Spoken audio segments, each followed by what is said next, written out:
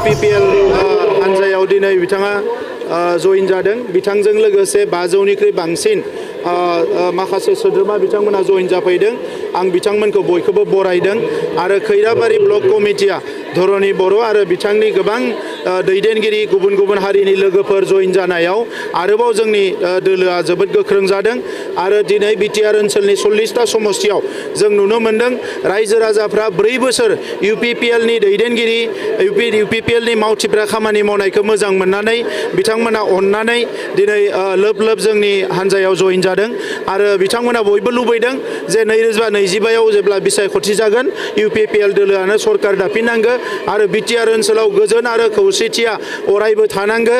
दा जेरैबायदि जौगानायनि खामानि मावदों बे जौगानायनि खामानिया बेबायदि सोलिबाय थानांगौ आरो बिटिआर गोरोबथानि जि दफाफोर बेयो 100% इमप्लिमेन्ट जानांगौ बेखौ बयबो लुबैदों। दा नंखायनो खैराबारियावल' नङा 40टा समस्तियाव लोब लोब रायजो राजाफ्रा दिनै जइन जादों। GSPआ BPFजों जइन जानायखौ लानानै जेबो साननांगौ गैया। मोननैबो दोबैनाय नावखा। दा बिथांमोना अलरेडि दैयाव दोबैबाय थानाय नावा 2 जा 3 जा जेब्ला दोबैखानानै दंखायोबा बेखौ बोखांनाया एसेबां गोरलै नङा। आरो दिनैनि समाव हाग्रामा महिलारि बिथाङा बांलायाव बाङालि मोनसे कटेसन दङ बिनाशकाले बिपरित बुद्धि होननानै बिथांनि साननायाव मोजां बाथ्रा फैनाय नङा।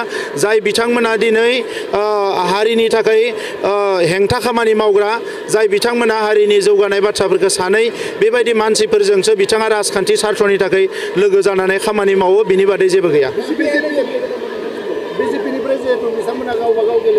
बे दानो बेखौ बुंनो हाया मानोना मिरुआवबो स्टेटआवबो आरो काउन्सिलावबो जोंहा सरकार दङ।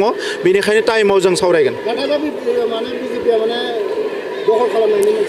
दखलखौथ' दखलदारि सोर दखल खालामो ब्रिटिशफोरासो दखल खालामो। जोंथ' दायो बिटिआरआव 3200 बुथ कमिटियाव जोंबो खामानि मावगासिनो दङ। ओंखायनो समाज खोन्थागोन सोर लोगो जागोन सोर रासिं जागोन मा जागोन बेखौ समाज खोन्थागोन। खैराबारिनि थाखाय दिनै आङो गोबां फोसावदों। नैबे जि अडिट'रियाम बेखौबो जोङो लुगोन।